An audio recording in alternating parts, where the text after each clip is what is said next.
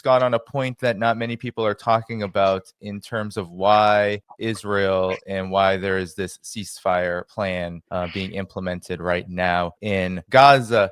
Just before this happened, Scott, Israeli media has noted this, and they've said that parties, opposition parties, and figures like Lieberman, Golan, Naftali Bennett, and others have been meeting to topple the government. And I know you, Scott, have talked about Netanyahu's predicament as well as Israel's overall. How about we start with why this ceasefire, why this peace plan has been implemented, and what people might be missing about it as the first phase begins? Well, first of all,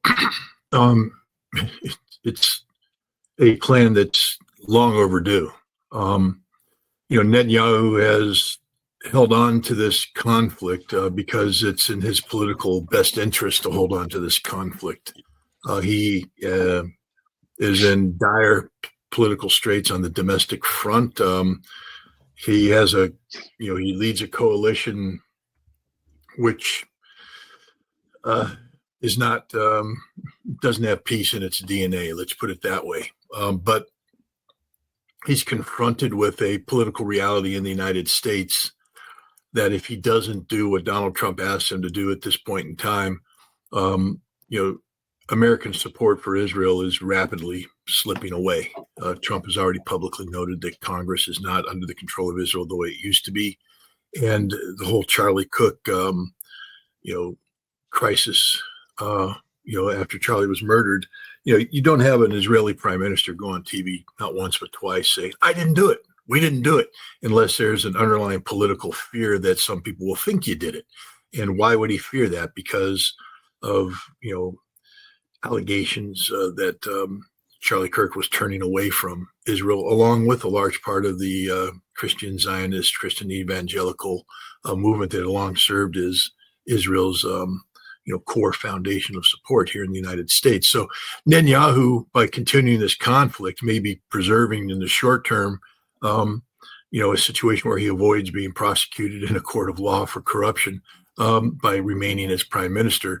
But he was setting up the conditions for the strategic defeat of Israel, and that would have also brought about his political demise. So he needed to find an off-ramp. And this peace plan, which I want to just quickly point out, is Hamas's demands that have been put in place since day one.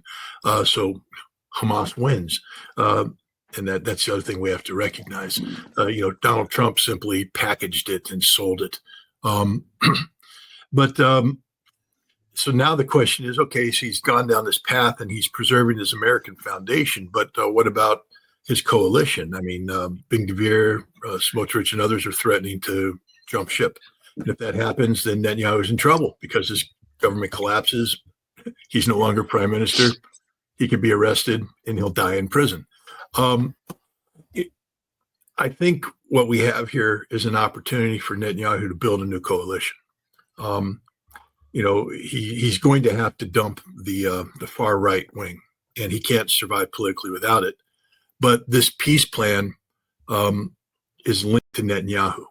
And I think Trump can play some behind the scenes role. And I think there's a coalition that can be built, by some of the names that were mentioned, Benny Gantz especially, a coalition that can be built in Israel that allows Netanyahu to remain as prime minister for an interim period while this peace plan is being implemented and put forward.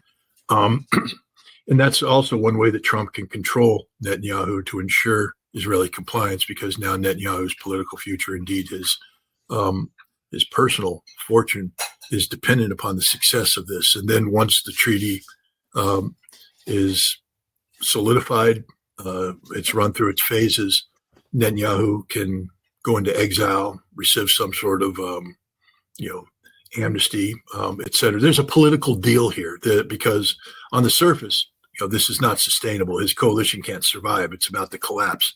And left to his own volition, his political enemies are going to take advantage of that to topple him. So why would Netanyahu agree to this peace treaty?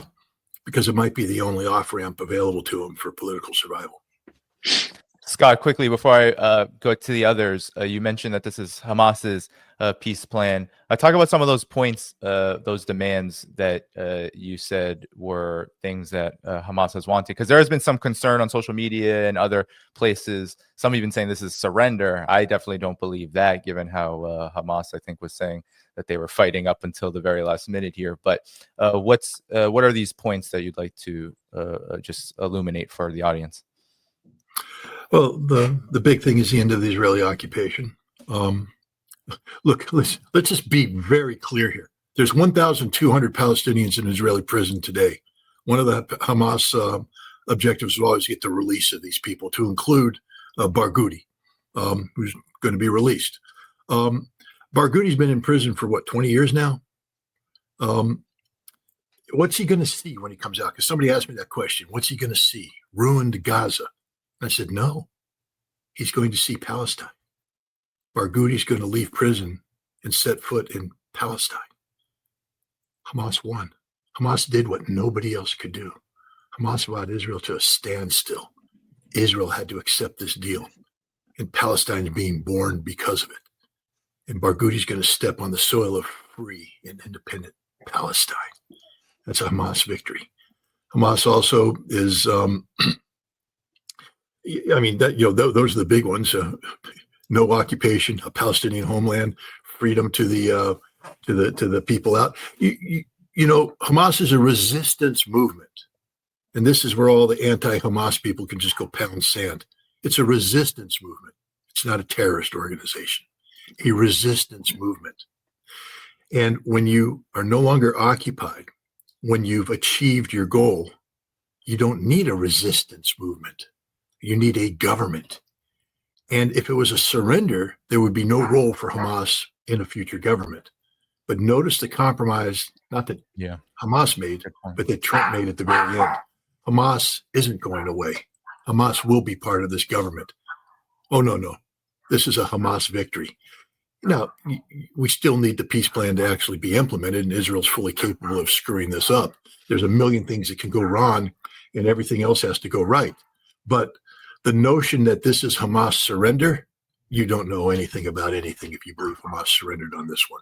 It's Israel that's made all of the compromise. This is Netanyahu's government. There will never be a Palestinian state. Oh, yeah? Well, guess what?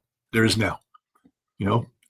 Hamas will be destroyed. Not really. You couldn't do it. On and on. We can just go back and forth on this. The Palestinian people paid a horrible price. An unbearable price. But their children and their grandchildren will not be children of the camps. The camps are over. Palestine is real. That's a victory. A couple of things. Number one, what did Algeria lose? 6, 7, 8, 9 million people. A horrendous, look at the numbers here, probably 500,000 or more. But we're looking at some unthinkable numbers. In hindsight and history, with terrible losses, etc., Algeria is an independent country, isn't it? And when you look at it, you'll say that terrible losses, they won, they fought for their freedom. Ask the Algerians if they would prefer that they had not fought and they're still under French rule. No, sadly, it's unfortunate. It's a reality. There are people that fight for their freedom and pay a terrible cost. I'll say this. What does the future look like for Israel? It will be a pariah nation. Who want to, certainly the governments in the West will push, big corporations to throw money in there. People won't want to buy stuff from Israel. If you, good luck, flying around the world with an Israeli passport and going to restaurants and people find out you for Israel, you'll be a pariah. The future for Israel is not bright. It is dark. It is bleak. And the future for the Palestine is they paid a price. Provided, we got a long ways to go, provided that we can, maintain this ceasefire and turn it into a permanent, cessation of hostilities. Nothing's guaranteed. And now, if it is bad enough for Israel, they want to pick a fight with Iran and get themselves pummeled by Iranian missiles again. So it's possible, they're doing this so they can go tangle with Iran. But the future looks very, very dark for Israel, and it looks bright for for the people of Palestine, in my opinion. I definitely agree with Scott. Because of everything that's happened over the last several years leading up to this moment, there's certainly a bigger push now for a Palestinian state. And in fact, there could be a framework inside of this deal that could lead to that. But of course, many are suspicious about Israel. Israel is, of course, delaying things and are kind of behaving as they did at the first ceasefire plan at the beginning of the Trump administration. What do you see here as the important points to note as we move into this phase of what has been seemingly an endless war and genocide in Gaza and the region? Well, Danny, I too agree with Scott, the way he outlined things. But I would emphasize his point that there's many a slip between cup and lip. I think the way he put it, where there are a million ways that Netanyahu can sabotage this or other people can. And so here I am, fresh from watching a most remarkable cabinet meeting in Washington, where every one of those sycophants gave adulatory commendation to the king for having succeeded in this latest deal with Israel and Palestine. Now, I believe that Netanyahu gave this to Trump, okay? So Trump could have a really big wing. Now, I remember earlier this year, something similar like that. Yeah, something very similar happened. And folks were saying, Netanyahu, now he can't possibly go back on this. It's a deal with Trump. How could, well, he did go back on it. So my fear is this will last very, very, not long at all. And that we'll be back to where we were before. And the ephemeral boost in Trump's ratings will last for a couple of weeks. And then when they see what's really happening in Israel, Trump will not have the guts, he will not have the strength to defy Netanyahu from whatever he wants to do. So my suspicion is that Netanyahu has given this to Trump. It's been a big boost. Watch all the sickening sycophancy, flattering, adulation going on at that cabinet meeting this morning. And so Trump is riding high. And will he matter very much? Will it matter very much to him after 2 weeks if things falls apart? Well, it didn't last time. And will he abide by everything that Netanyahu asked him to do? Well, he did last time. So call me from Missouri, the show me state.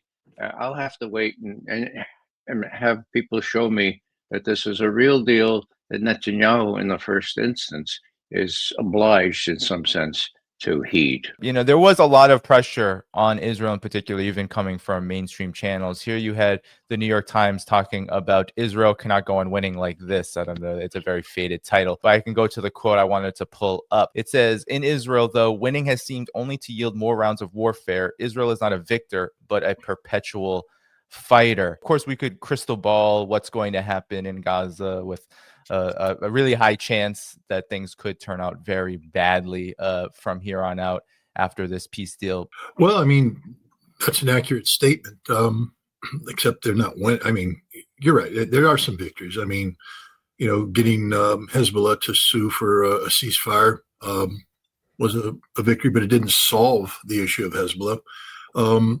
Helping create the conditions for the downfall of Assad, victory, but it hasn't solved the issue there. Hamas, not even close to being a victory. Iran, 12 days of war, made for some good headlines, but the issue isn't solved. Netanyahu said the other day that Israel is more isolated today than it has ever been. And to put that statement in perspective, let's walk back to September 2023, before October 7th. I think it was the 12th. My brain might be off by a day or two or a week. But Joe Biden was in India for the G20 meeting, and he stepped forward and said, I am announcing the India, Middle East, European Economic Corridor. And this is going to be a grand and glorious thing. It's going to unite Europe with India through the Middle East, and it's going to bring Israel and Jordan and Saudi Arabia, United Arab Emirates, everybody together, one big happy family. And it's going to be wonderful. And Netanyahu came out the same day and literally said, this is the greatest day in modern Israeli history. Why? Because this was what made Israel viable. If this economic corridor went through, it created the potential for Israel to become, the financial and technological and economic hub of a rejuvenated, revitalized Middle East. And this would give Israel the economic independence it needed to be its own player, to live in peace and harmony. And Netanyahu was all over that. Well, that's dead. Isn't going to happen. Finished. Israel today is isolated. Netanyahu said so. He said, we'll have to learn how to be self-sufficient. But what a joke. Israel can't be self-sufficient. Israel is 100% relied upon the U.S. taxpayer and the largesse of the United States government, which means that Netanyahu is a prisoner of the United States. And the United States is tired of these wars. I mean, we're going to create our own war in Venezuela, a separate issue altogether, but that's a Western Hemisphere war. We're trying to walk away, de-link ourselves from Ukraine, from the Middle East, from Iran, from Taiwan.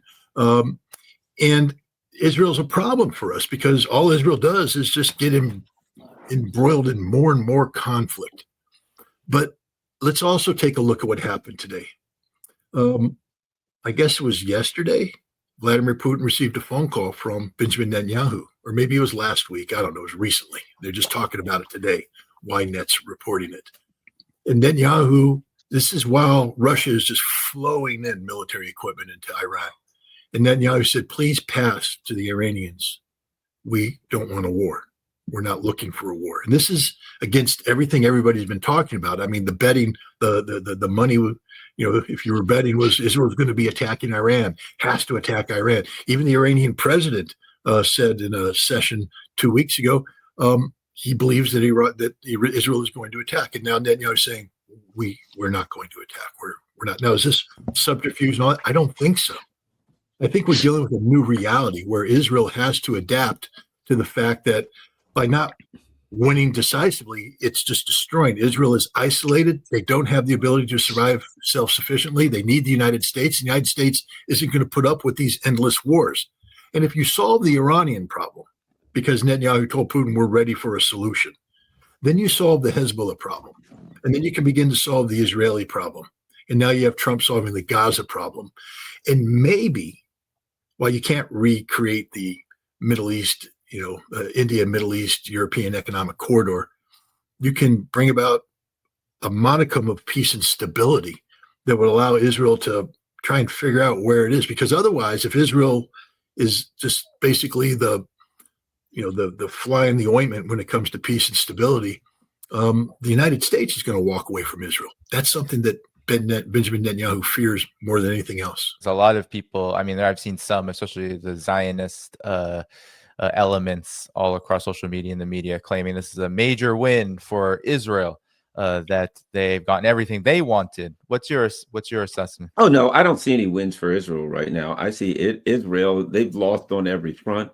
As far as public relations is concerned, it's a pariah state. People around the world despise Israel, and I don't see how you can survive as a nation in the long term when number one, most of the world hates you. The governments of the West still support them, but the people do not.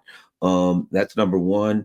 I think additionally, when your economy has come so unraveled that they've got a major problem, and that is, while everyone talks about Benjamin Netanyahu bragging that, I own the U.S. government and I own the U.S. They'll do anything I want. I've got all of this power in the U.S. But the other side of that is, now that Israel's losing everyone else, they're completely beholden to the U.S. government, that they have nothing else. Israel is effectively a welfare state of the U.S. government. So if things ever kind of start to change and adjust, wherein the U.S. government, because of pressure from the American people, can't be as openly, controlled by Israel. Israel's in a world of trouble because they have nowhere else to turn. What a terrible place to be, where you say, yeah, I control the U.S., but I got nothing else. Because if the U.S. ever drops me, I'm done. I wouldn't want to be in that position. So I don't think Israel's in a good position. And I'm agreeing with Scott in that while there's all the appearance that Israel wants to go to war with Israel, with Iran, everybody believes it. That's like the common agreement. Sure, Israel wants to go with Iran. When you look at it, they had a 12 to 14 hour jump on Iran before they got the first punch in, and they still got their clocks cleaned in 12 days. Iran has gotten stronger now. Iran has more information on how to deal with Israel. If Iran can look at Israel and say, in 12 days, I pretty much ran them out of anti-aircraft missiles. If I fire that amount in 3 days, they'll be out in 3 days. So they're in no position to go toe-to-toe. May they go toe-to-toe with Iran again? It would be a military debacle of historic proportions. And they may. I just don't see how they could possibly do it. Netanyahu is a pariah. He's sort of driven into a corner here. And for a guy with nuclear weapons, that's really dangerous. Now, one thing is simply his political position in Israel. There is a prison with a bridal suite all prepared for Netanyahu and his wife. What happens if there is peace? Well, most people tell me that he ends up there in prison. Now, this is the kind of guy who does genocide. Do not blanch before the term. This is the kind of guy who does forced starvation, okay? And by extension, Trump supports both. Now, let's say Netanyahu, in extremis, decides to brandish a nuclear weapon vis-a-vis Iran on the spurious claim that Iran is very, very close to a nuclear weapon. What is Trump going to do? Well, I don't know what Bibi Netanyahu has on Trump, but I suspect strongly that he also has a lot of blackmail material, Epstein and so forth. And that also, with a person like Trump, who also supports genocide and forced starvation, well, it looks like they're bound at the hip. So that's what creates for me a unknowable, really, really dangerous situation now. Hopefully, the latest trends with the Russian and the Chinese coming in and support big time for Iran, there's less likelihood that Israel will strike out.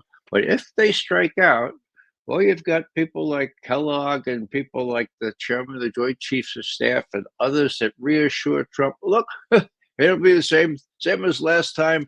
We can give the Iranians a really bad assassination survey or blow, and then what happens next? Well, as Garland has already said, last time around, the Israelis had to get Daddy Trump to bring them out of the impasse here, because they were going to almost get obliterated. Pardon the word.